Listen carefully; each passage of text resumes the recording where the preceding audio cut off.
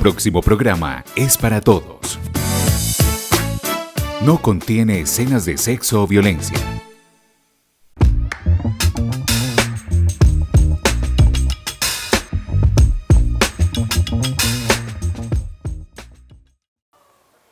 Cordial saludo para todos los televidentes.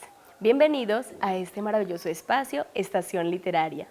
Mi nombre es Isabel Ramírez, docente de lengua castellana en la Institución Educativa María Auxiliadora.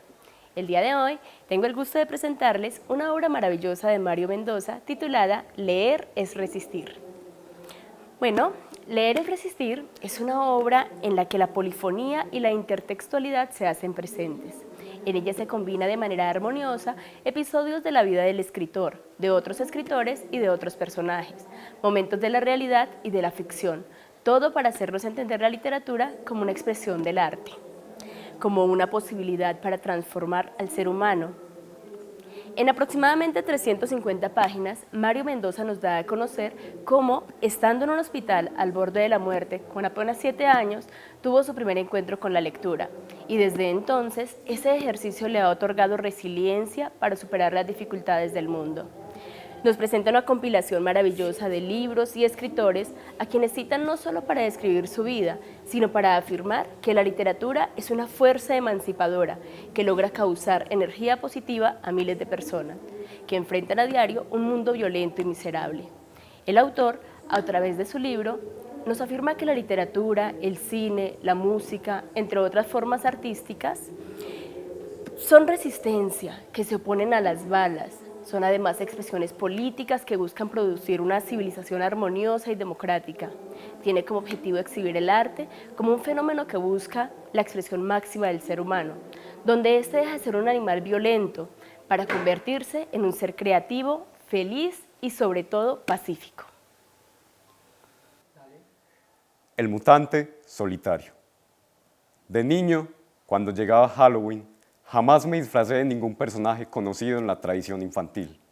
Nunca compré un disfraz.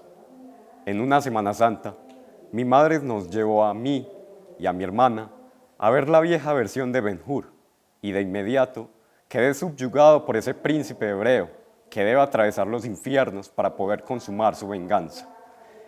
Y decidí ese 31 de octubre siguiente ser Judá Ben-Hur, cuando es un galiote esclavizado en los barcos de guerra romanos. ¿Y cómo hacemos ese disfraz?, preguntó mi mamá, ya al borde del colapso.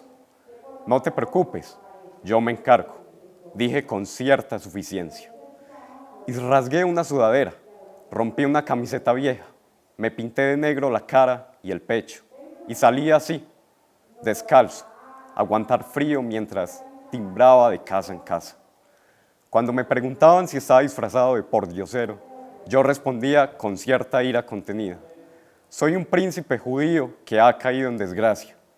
Por esos mismos meses, vi en una transmisión en blanco y negro, en el canal Teletigre, la película Barrabás, protagonizada por Anthony Quinn.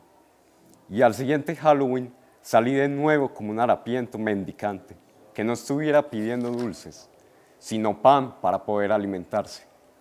Y cuando las señoras del barrio volvían a tratarme de mendigo, yo respondía mirando hacia el cielo, las últimas palabras de Barrabás en la cruz: ¡qué oscuridad! Ofrezco mi sangre y mi espíritu. La mayoría de esas amas de casa me daban algún caramelo de afán y me tiraban la puerta en las narices. Al poco tiempo descubrí a David Carradine en el papel de Kung Fu y decidí ser el pequeño Saltamontes. Otra vez me vestí con un pantalón raído, una camisa de orfanato, un sombrero sucio y salí a la calle con unas sandalias rotas. La vecina, haciendo cara de fastidio, me dijo en esa oportunidad: ¿otra vez disfrazado de gamín, Marito? No soy ningún gamín, señora Monroy, soy un monje Shaolin. Mis pies y mis manos son armas letales. Y otra vez la puerta en las narices. Era horrible tener que lidiar con la falta de imaginación de los adultos. Ninguno se tomaba el tiempo de preguntar bien quién era el personaje, de soñar con él, de apreciarlo, en comparación con los otros disfraces comprados en tiendas y grandes almacenes. Pareciera que mis trajes sombríos, hechos en casa, les molestaban bastante. Entonces decidí no volver a pedir dulces. Eso no era para mí. Yo era un mutante solitario. No tenía por qué hacer públicas mis metamorfosis. Fue entonces que apareció la biblioteca. A los 7 años enfermé gravemente de una peritonitis gangrenosa que me mantuvo varios meses en el hospital. Me desasociaron, me dieron los santos óleos y todos esperaban una muerte inminente. En esas circunstancias fue que llegaron los primeros libros a mis manos. Los ogros de esos textos infantiles, los príncipes extraviados, los mensajeros que cruzaban varios países para salvar a alguien de la muerte, fueron mis compañeros, mis amigos, aquellos con los que solía compartir mi tristeza y mi desesperación. Más tarde, cuando salí de la clínica, empecé esa búsqueda insaciable de más historias que me acompañaran durante la recuperación. Fue de ese modo que los libros y yo entablamos una amistad inquebrantable. Fue así que el pequeño mutante devino lector. No me inicié en la lectura con los textos canónicos, ni con los que estaban en los programas escolares, sino con aquellos que se fueron cruzando como mensajes que me enviaban de otro mundo. No siempre lo refinado y distinguido, lo reconocido y lo premiado por un establecimiento es lo que necesitamos en nuestro interior. Muchas personas consideran la llegada de una nueva vida como la máxima experiencia espiritual. Intento comprenderlo, pero me cuesta mucho. Reproducirse no es solo lo que nos hace humanos, lo hacen los microorganismos, los peces, los insectos, los otros mamíferos. La vida biológica nunca me ha enternecido mayor cosa. En mi casa no tengo ni siquiera cactus porque se me mueren a las pocas semanas, olvido regarlos. Me aburre esa obligatoriedad a la que nos condenan los seres vivos. En cambio, una película, una pintura, una teoría matemática o una sinfonía me pueden conducir a las lágrimas con facilidad. Un cohete elevándose por el aire hacia la atmósfera, una exposición itinerante o una obra de teatro son la demostración de la inteligencia y la creatividad humana. Me conmueve el artificio, una despedida en la vida real me deja impávido, pero en una buena novela me pueden estremecer hasta erizarme la piel. Hay escenas maravillosas de lectores intensos que consideraron el libro como el centro fundamental de sus vidas. Vargas Llosa confiesa, por ejemplo, que el envenenamiento de Emma en Madame Bovary lo salvó en sus años de juventud en una depresión que lo hizo coquetear con el suicidio. García Márquez alguna vez vio a Hemingway en París y lo saludó emocionado desde lejos. El norteamericano, que había estado en la Guerra Civil Española, hablaba algo de español y le gritó con la mano levantada: «Adiós, amigo». Un tiempo después, Hemingway se suicidaría con su escopeta de cazar elefantes, y García Márquez, al enterarse de la fatídica noticia, entraría en unos años de silencio y aislamiento espiritual. Sábato vigilaba en París a los escritores surrealistas en los bares y las tabernas. Los leía con profunda admiración. Un día cualquiera abandonó su carrera como científico y se fue detrás de una ilusión que no lo dejaba dormir en paz: emularlos y convertirse él mismo en escritor. Los libros que lee Karen Blixen la conducen a África, donde se transforma en Isaac Dinesen, una mujer que aprende suajilí, que no se siente extranjera entre los aborígenes, quienes la llaman la hermana leona, y que terminará escribiendo unos libros de belleza lánguida y melancólica. Borges se enamoró de una lectora única que poco a poco se convirtió en su amiga inseparable, María Kodama. El amor de ambos pasaba obligatoriamente por la biblioteca. Alguna vez en Toledo tuve la fortuna de conversar con ella y la escuché decir una frase memorable: los libros son espacios sagrados y la biblioteca una deidad multiforme. Hay una foto impactante de Gadí siendo conducido a la cárcel por los autores británicos. En invierno, y se nota que el frío está arreciando, él va con su escaso ropaje indio y unas sandalias trajinadas, y lleva en sus brazos lo único que realmente le importa en esos momentos tan aciagados: una torre de libros para leer en prisión. Álvaro Mutis, en la cárcel de Lecumberri en México, le pidió a su amiga Elena Poniatowska que por favor le llevara los 7 volúmenes de En busca del tiempo perdido. Leemos porque somos sensibles a un poder invisible que los libros nos transfieren. No creemos en la fuerza bruta, sino en aquella que viene del pensamiento y la creatividad.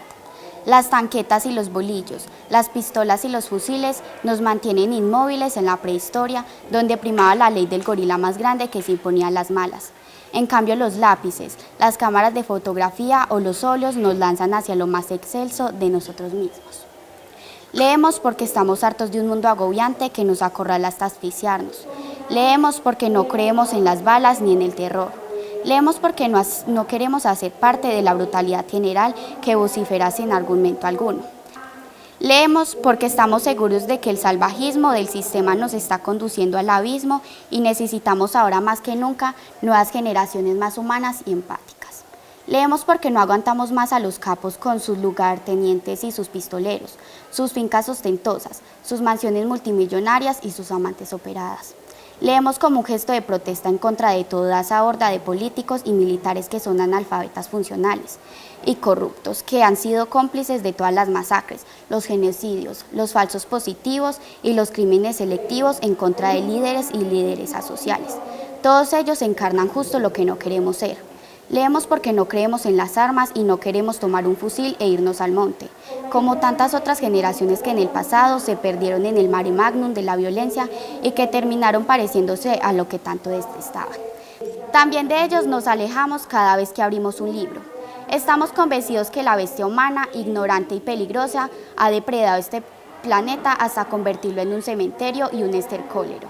Y no queremos participar en esa espiral de horror. Por eso leemos desaforadamente para intentar un cambio, un giro en la perspectiva, un ángulo inédito que nos ilumine el camino. Leemos para alejarnos del totalitarismo y de los discursos fanáticos. Creemos en la democracia participativa, en la igualdad, en los derechos humanos. Y aunque suene ingenuo e idealista, creemos en la solidaridad, la camaradería y la colectividad. El otro no es para nosotros un contrincante, un enemigo ni un adversario. Si el capitalismo nos enseñó a competir, nosotros lo que anhelamos ahora es cooperar. Y finalmente leemos también para modificarnos a nosotros mismos, porque la literatura nos enseña a salir del yo y a ver un mundo desde los ojos de nuestros semejantes. De alguna manera entonces la lectura nos emancipa, nos libera del ego, de la importancia personal y gracias a esa revolución interior e íntima es que nos permitimos soñar con la sublevación general. Por eso les anunciamos desde ahora a los tortugones amoratados, como los llamaba Cortázar, que se cuiden de nosotros. Porque la fuerza bruta puede ser muy contundente y letal, sin duda, pero la inteligencia es la única que cambia la historia y que nos permite elevarnos sobre nuestra miseria condición humana. Por eso seguiremos pintando y escribiendo poesía, seguiremos rodando cortos y documentales, seguiremos dibujando cómics y novelas gráficas, seguiremos danzando en la mitad de las avenidas, nuestros pasos de hip hop con rabia y euforia al mismo tiempo. Seguiremos elevando por los aires nuestras letras del rap como lobos aullando en medio de noches invernales. Seguiremos tomando fotografías en medio de las marchas y las protestas. Seguiremos grafiteando los muros del Caópolis para convertirla en un museo de nuestra propia desesperación.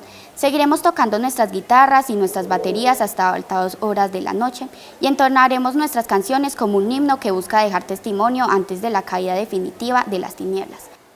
Y ante todo seguiremos leyendo porque las páginas que amamos en medio del invierno que vivimos día a día son nuestra única redención posible. Bueno, espero que les haya gustado. Con este pequeño abrebocas de leer es resistir, esperamos que recuerden que cada libro es una posibilidad de explorar lo desconocido y que en las bibliotecas y otros escenarios culturales estará el arte esperando para ser explorado. La invitación es entonces a visitar esos espacios, a leer para comprender que aún nos queda mucho por aprender, por descubrir, pero sobre todo por valorar en la riqueza literaria colombiana. Muchas gracias por acompañarnos. Esto fue Estación Literaria.